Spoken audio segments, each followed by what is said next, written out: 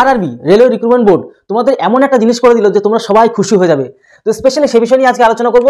RRB অর্থাৎ railway recruitment board group D তোমাদের new আপডেটটাই তোমাদের সাথে আলোচনা করব। আর প্রত্যেকের জন্য একটা খুব খুশির খবর, নিউ নোটিশ অনুযায়ী দেখো তোমাদের এক্সাম প্যাটার্নে সম্পূর্ণ পরিবর্তন করে দিল আমাদের রেলওয়ে গ্রুপ ডির যে আমাদের আরআরবি অর্থাৎ রেলওয়ে রিক্রুটমেন্ট বোর্ড। সমস্ত বিষয়টা জেনে নাও, তাহলে তোমাদের পরীক্ষা দিতে সুবিধা হবে, পরীক্ষা বেশি বেশি নাম্বার পাবে।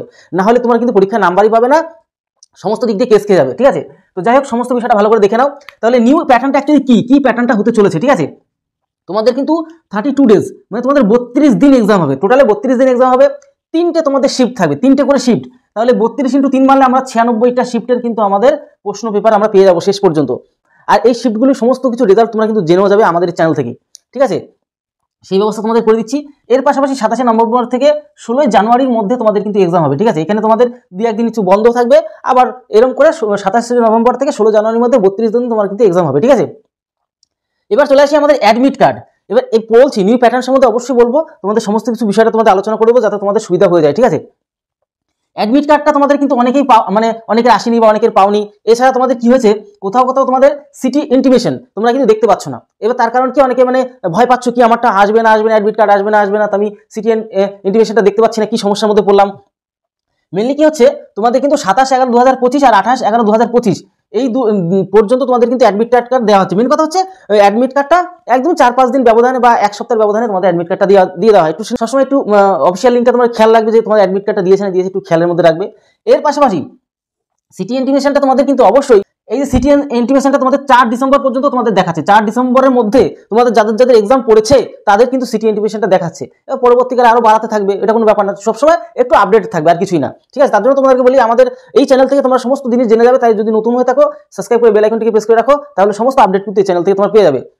শুধু এখানেই না, আমরা কিন্তু আমাদের হোয়াটসঅ্যাপ গ্রুপে সমস্ত আপডেট কন্টিনিউ আসতেই থাকে, আমাদের টেলিগ্রামে আসতে থাকে, ইউটিউবের কমিউনিটি পোস্টে আসতে থাকে, সমস্ত দিক দিয়ে তোমাদের কিন্তু হেল্প করার আমরা কিন্তু ব্যবস্থা রেখেছি। ঠিক আছে, এবার আমরা চলে আসবো মেন পয়েন্টে। ঠিক আছে, যে তোমরা কি ডকুমেন্টস নিয়ে যাবে এটা একটু বলে নিই। তোমরা কি ডকুমেন্টস নিয়ে যাবে সেটা একটু বলে নিই। তোমাদের অবশ্যই একটা ফটো নিতে হবে। তুমি যে এই অ্যাডমিট কার্ড যখন মানে অ্যাকচুয়ালি ফর্ম ফিল আপ যখন করেছিলে যেই ফটো দিয়েছিলে সেই ফটো নিয়ে যেতে পারলে খুবই ভালো হয়। আর নাহলে একদম রিসেন্ট ফটো তোমারটা নিয়ে যাবে। ঠিক আছে, তোমার ফটো, তারপর হচ্ছে অ্যাডমিট কার্ডটা অবশ্যই নেবে, আর তোমার কোনো একটা প্রুফ নেবে, আধার কার্ড, আই কার্ড বা যে কোনো একটা প্রুফ নিয়ে যাবে। তুমি ইন্ডিয়ান যে সেই প্রুফটা তুমি নিয়ে যাবে। ঠিক আছে, দেখো এর পাশাপাশি সব থেকে গুরুত্বপূর্ণ যে টপিকটা, তোমাদের 3টে ফেজে কিন্তু এক্সাম হবে, 3খানা ফেজে, 3টে ভাগে।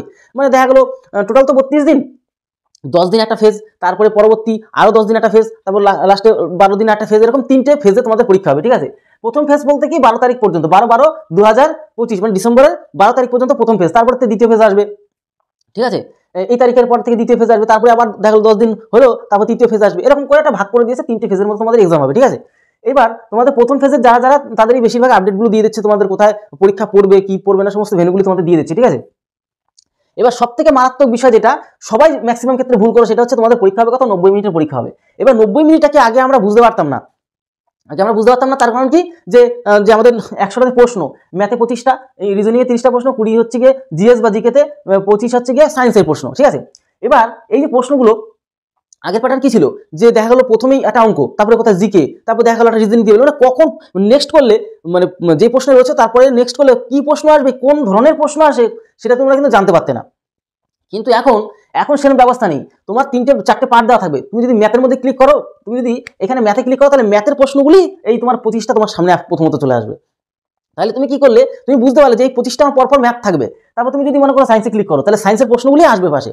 মানে এমনভাবে সেট আপ করে দিয়েছে, আগের মতন মানে কোনটা আসবে না সেই ব্যবস্থা কিন্তু এখন আর নেই। ঠিক আছে, একদম নিউ প্যাটার্ন। আর এটা তোমাদের জন্য খুব খুশির খবর, তার কারণ হচ্ছে তোমরা কিন্তু সময় বাঁচাতে পারবে এখন। কারণ তুমি জানো যে আমার এই 25টা বা যে কটা অঙ্ক আছে, যেই 25টা অঙ্ক আছে, আমি এই 25টা অঙ্ককে কতটা সময় দেবো, মানে টাইমটাকে ম্যানেজমেন্ট করতে পারবে খুব ভালোভাবে। তারপর তুমি রিজনিংটাকে কত সময় দেবে তুমি আগে থেকে বুঝে গেলে, জিকেতে বেশি সময় লাগে না, জিএসে বেশি সময় লাগে না, প্রশ্ন পড়বে আর অ্যান্সার মারবে। তারপর সায়েন্সে সেরকম প্রশ্ন পড়বে আর মারা ব্যাপারটাই বেশি থাকে। তো সেক্ষেত্রে এই দুটো তুমি কত সময় বাঁচাবে, নিজের মতন করে তুমি সেট আপ করে না পরীক্ষার খাতে যাওয়ার আগে, যে আমি হ্যাঁ এই অঙ্কেতে এতটা সময় দেবো, রিজনিং এতটা সময় দেবো, তারপর হচ্ছে জিএসে এতটা সময় দেবো, আর সায়েন্সে। কিন্তু আগের যে প্যাটার্ন ছিল সেটা কিন্তু বোঝা যেত না, মানে কোনটা পরে আসবে সেটা বুঝতে পারতাম না আমরা, তাই না? কিন্তু এখনটা কিন্তু সেরকম নয়। এখন আমরা বুঝতে পারবো যে আমাদের কোথায় কতটা সময় আমরা খরচ করবো, সেই হিসাবে তোমরা কিন্তু টাইমটাকে বাঁচিয়ে সেই অনুযায়ী তোমরা টাইমটাকে খরচ করবে। ঠিক আছে, এটা খুব গুরুত্বপূর্ণ একটা বিষয় ছিল। আরেকটা বিষয়, তোমরা যখনই ওই পরীক্ষা দিতে বসো আর কি, তখন তোমাদের ল্যাঙ্গুয়েজ সিলেক্ট করতে বলে। অনেকে ভুল করে ইংলিশ সিলেক্ট করে দাও বা অন্যান্য ল্যাঙ্গুয়েজ সিলেক্ট করে ফেলে ভুল করে, এটা অনেকে ভুল করে ফেলে। ঠিক আছে, কথার কথা তুমি ডিফল্ট যে ল্যাঙ্গুয়েজ সেখানে তুমি ইংলিশ করে দিলে, ঠিক আছে, কিন্তু তুমি ইংলিশে পরীক্ষাটা দেবে না। তোমার ইচ্ছা আছে তুমি ইংলিশে পরীক্ষা দেবে না, তুমি বাংলাতেই পরীক্ষা দেবে। তুমি বাংলা ভালো পড়তে জানো, বেশ সুবিধা হয় আর কি বাংলায় পরীক্ষা দিলে। তুমি করে ফেলেছো ডিফল্টে প্রথমে মেরে দিয়েছো ইংরাজি, এই ভুলটা যে করে ফেলবে তাহলে কিন্তু কেস খাবে। কিরকম, বা হিন্দি করে ফেলছো, ডিফল্টে হিন্দি মেরে দিয়েছো ভুল করে, তখন কি হবে, বারবার যে প্রশ্নটা আসবে সেটা হচ্ছে তোমার হিন্দিতেই আসবে, বা তুমি যে ডিফল্টে যেটা করবে সেটা সেই ইংরাজিটাই আসবে। এতে কি হলো, তুমি যেহেতু বাংলায় পরীক্ষা দেওয়ার ইচ্ছা ছিল, তাহলে তুমি বারবার সেই ওইখানে পাশে গিয়ে তোমার ল্যাঙ্গুয়েজটা চেঞ্জ করে দেখতে হবে, বারবার চেঞ্জ করে দেখতে হবে, বারবার চেঞ্জ, তার মানে তোমার সময়টা ওইখানেই গেল। মানে বুঝতে পারছো, 90 মিনিটের মধ্যে মনে করো 10 থেকে 15 মিনিট ওইখানেই সময়, বা এর থেকে বেশি সময় চলে যাবে।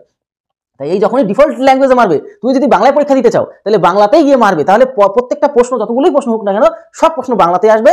তারপর তোমার যদি মনে হয় যে না আমি ইংরেজিটা একটু দেখে নিই, ইংরেজি ল্যাঙ্গুয়েজে কিরকম রয়েছে, সেটা তুমি একটা চেঞ্জ করে বা দুটো চেঞ্জ করে দেখে নিতেই পারো, ওটা কোনো সমস্যা নেই। কিন্তু তুমি যে ডিফল্ট ল্যাঙ্গুয়েজে মারবে সেটা যেন ঠিকঠাক মারা হয়, নাহলে তুমি কেস খাবে, পরীক্ষা সেখানে বরবাদ হয়ে যাবে, ঠিক আছে। তার মানে সারা বছর যে প্ল্যান করলে যে ভালো করে পরীক্ষা দেবো, সমস্ত কিছু ভেস্তে যাবে। তাই খুব সাবধানে তোমাদের দিনগুলো করতে হবে।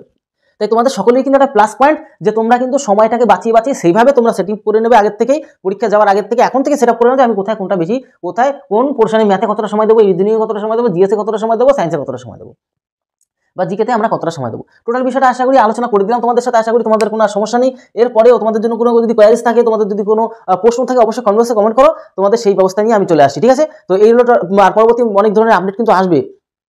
আবার অনেকে একটা কথা তোমাদেরকে বলে দিই, অনেকে শুনেছিলাম যে পরীক্ষা নাকি ক্যান্সেল হবে, আবার কেস হবে, বিভিন্ন ধরনের কথা শুনছিলাম। এগুলি আপাতত কিছুই হবে না, এগুলি ফালতু মানে নিউজ ছড়াচ্ছে অনেকে, মানে তাদের সম্বন্ধে একটু কেসও হতে পারে। এবার দেখো, যারা মানে আর কি ভুল তথ্য মানে আর কি এরকম দেয় তাদের নামে কিন্তু কেসও হতে পারে, ঠিক আছে। তো যাই হোক, সমস্ত বিষয় তোমাদের সাথে আলোচনা করে দিলাম, তোমাদের এইটা একটা দুর্দান্ত একটা নিউজ। তাহলে ভিডিওটি এলো, তত সময় পরিবারের সাথে ভালো থেকো, সুস্থ থেকো। জয় হিন্দ, জয় ভারত।